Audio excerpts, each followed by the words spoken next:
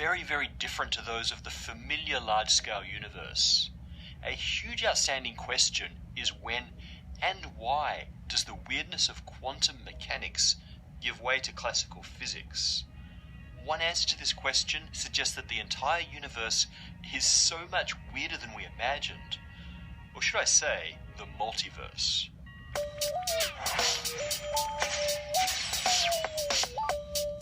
One of the strangest features of the quantum description of reality is the idea of superposition. We can't describe the most fundamental building blocks of our universe with defined singular properties.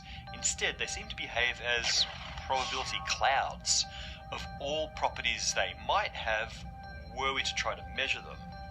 Mathematically, this is encapsulated in the wave function of a quantum particle or system of particles. The best illustration of why we need to describe the quantum world this way is the famous double-slit experiment. We did an episode on it, check it out if you aren't familiar. But to summarize, a stream of photons or electrons or even molecules travels from some point to a detector screen via a pair of slits. These particles arrive at the screen distributed like the interference pattern you would expect from a simple wave. Quantum mechanics very successfully predicts this result by describing each particle's journey as a superposition of all possible trajectories. In other words, the particle simultaneously takes all possible paths, which means it passes through both slits. It tries out all histories between launch and landing, and those many maybe histories somehow interact with each other to determine the most likely final destination when a measurement is made. In a sense, different possible superposed histories appear to converge on one final outcome, but what causes that convergence? In the original Copenhagen interpretation of quantum mechanics, the act of measurement was thought to collapse possibility space into a single reality, at least with respect to the measured property. It collapses the wave function. That collapse signifies the transition between the quantum and classical realms.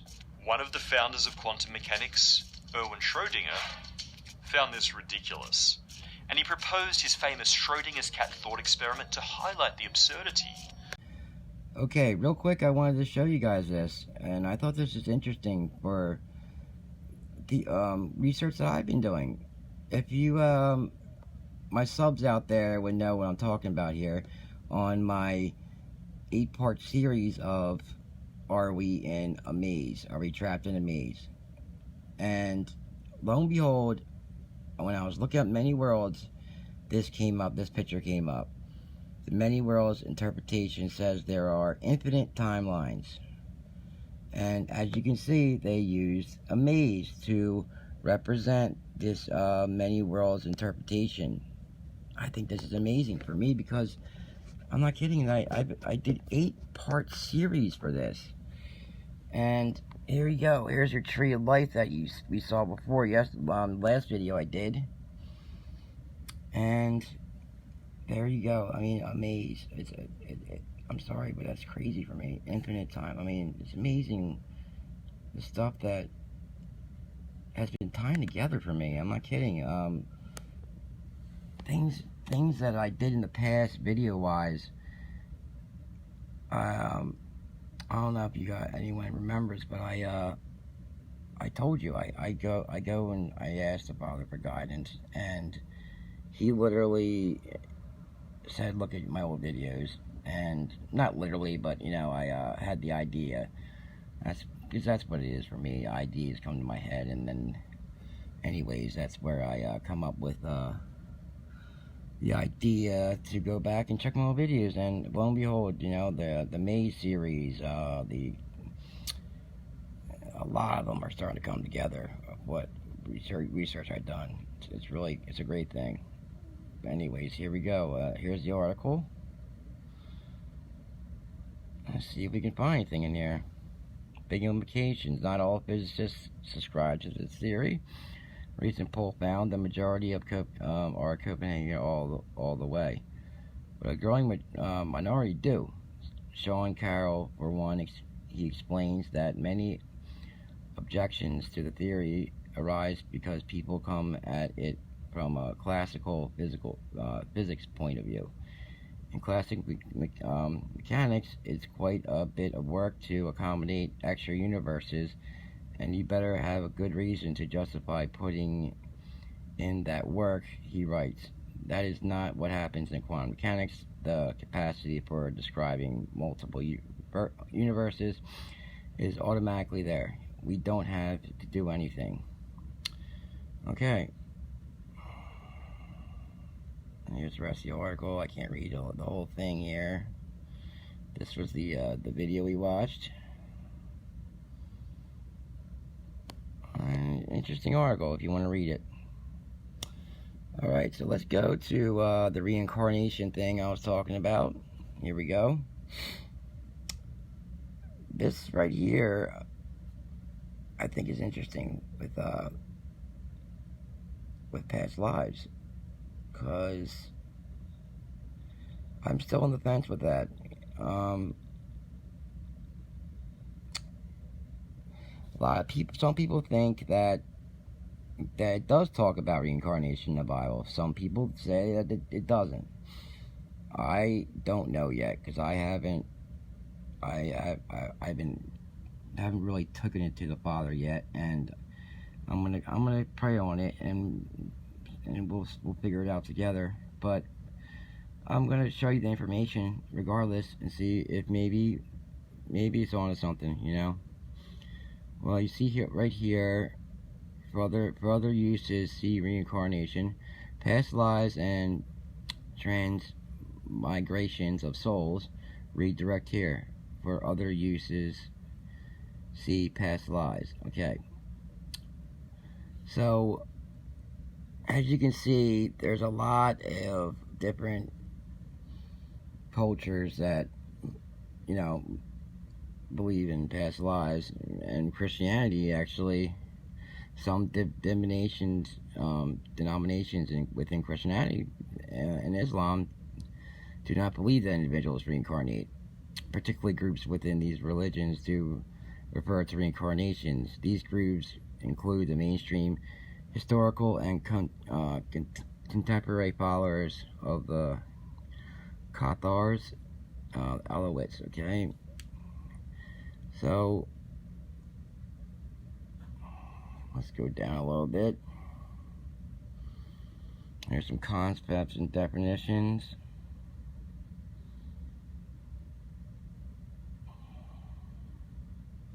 See, there's a theory out there too that these elites remember their past lives, and they're almost like vampires in that sense. So imagine if you could remember every one of your past lives, how much wisdom you would have. Especially if, you know, that the case that in the past that we had really, you know, advanced technology. I mean, the Egyptians really heavily believed in reincarnation. That's why they mummified their bodies to go for reincarnation purposes. I believe so too. I don't know. As far as I know, that's what it was. Yeah, here we go. 2nd century Roman sarcophagus shows a mythology and symbolism of the Orphitic and Dianetics mystery schools. Okay. Well, now let's try to click on one here and see maybe we can find something interesting.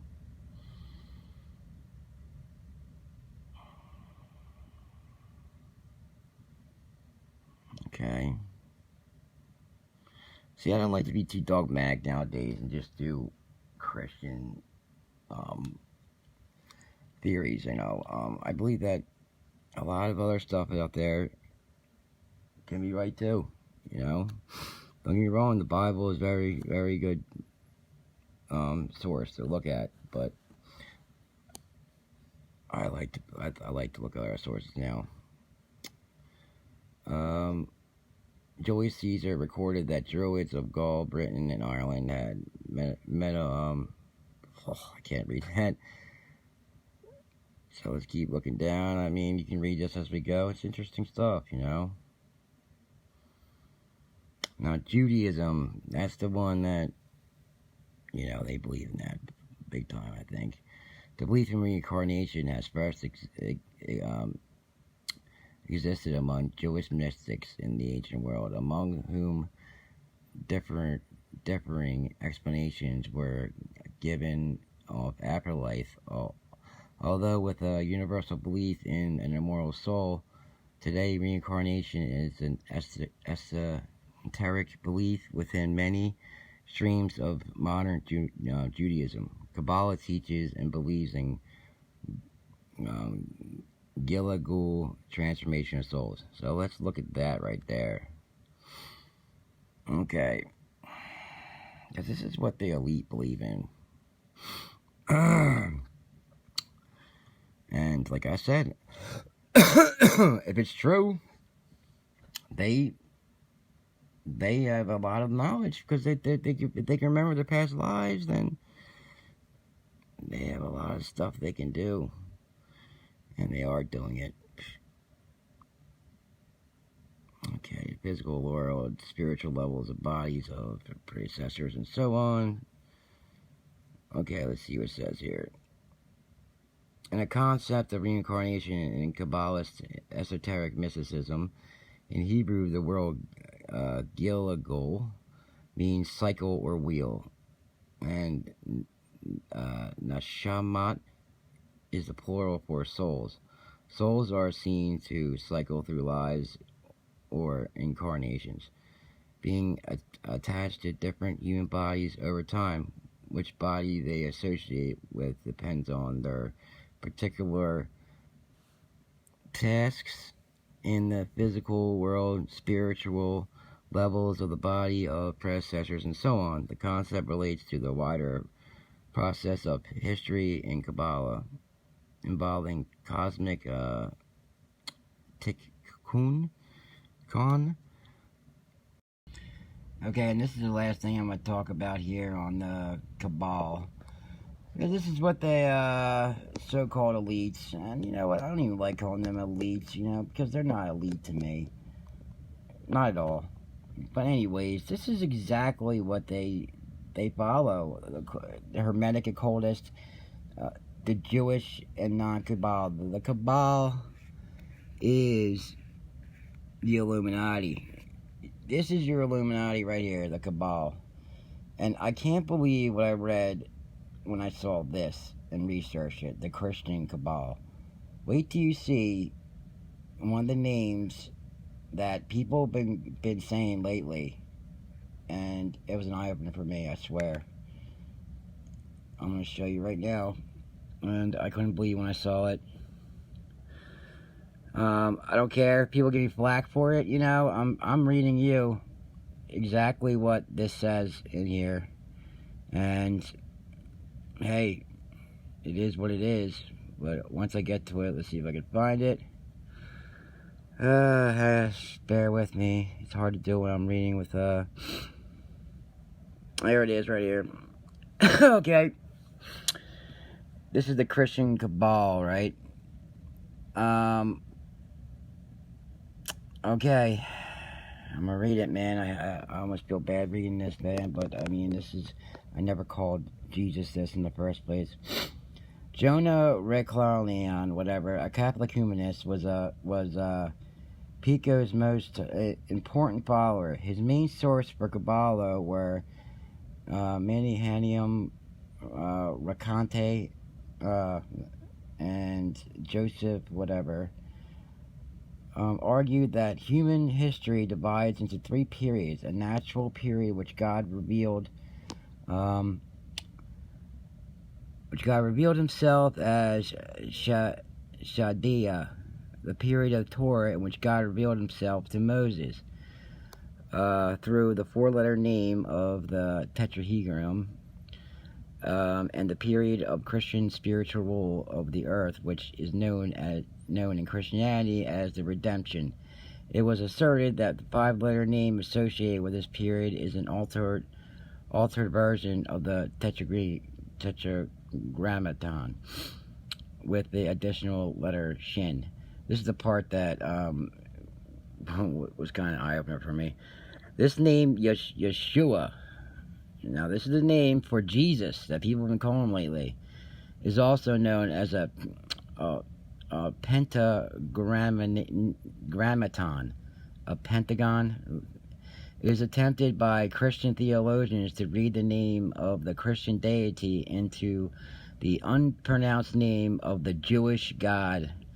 The first Reclon 2 books, Kabbalah, speaks of the name Jesus derived from the Tetragrammaton. His second book is a border for informed excursions into various Kabbalistic concerns.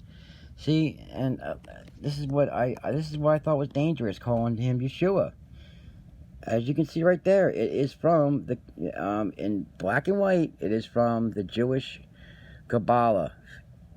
Now, if you want to keep calling him Yeshua, you go ahead. I'm not doing it. I'm not doing it. I call him Jesus, and I always have. And you know, people do what they want. You know, but I'm just showing you what it says right here. It's a little off topic of what I was doing, but I figured I had to share that. So let's close this up for part 2, because I don't think I'm gonna have to do another part for this, because there's so much information for this. So let's end it with this. Alright. Here are your pictures of the many worlds, right? As you can see, a lot of things are involved with it. You got your matrix there, and you got your pictures of all the Earths. Now, I saw something interesting we're gonna end with, and we'll leave it at that for now. So part 3. Bear with me here, people. I'm sorry. I had to show you that with Yeshua, but I just found that myself, and it's amazing, man. But you know, I mean, you take it what you want. I just showed you what it said. It is from Christian Kabbalah. I didn't know they had Christian Kabbalists, but I guess they do. I don't consider myself a Christian anyway, to tell you the truth, and I keep telling people that come to my channel. I believe in Jesus and the Father, but I don't label myself as a Christian. I label myself as just what it is. I am the Father. I believe in the Father and Jesus Christ. Okay, here we go with this. I have something to read. I'm sorry while I was talking about that. I don't believe in religion either. I think, as you can see, there's Christian Kabbalists. You know, there's actually Kabbalah in Christianity sometimes too. I mean, look at the Catholics. You know, I can go on and on.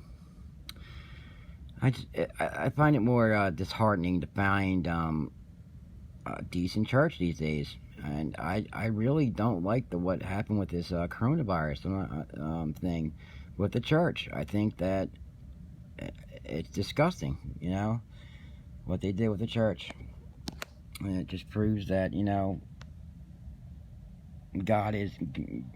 we are the holy temple, our bodies, and He dwells in us. He doesn't dwell in a building. But anyways, that's not here or there.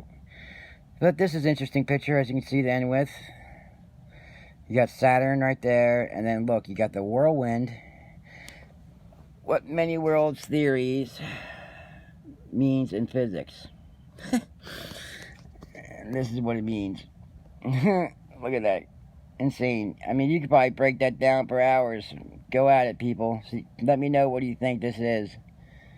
Alright, I'm going to be coming back for another video on part 3 on this, because this just keeps going and going and going with the research on this. It is insane, as you can see. I mean, there's so much. I think I'm definitely on to something here. I truly think so. The next one actually I'll be doing is I'm going to start off on the idea that CERN is, in 2012, there's a theory that CERN destroyed our original universe, and that we actually we moved over to the universe right next to it. It's a theory, and like I said, a lot of weird things have happened to me for the past, I would say, 4 years, 5 years. Really weird things. And for a lot of people, too, whose eyes are open, and they, and I would like to have some feedback on that, if anybody's had some interesting things happen to them. I even gone to half the stuff that's happened to me recently. In fact, whenever, I have a feeling that I traverse and go somewhere else again, I always have a real bad stomach kind of cramp, and then I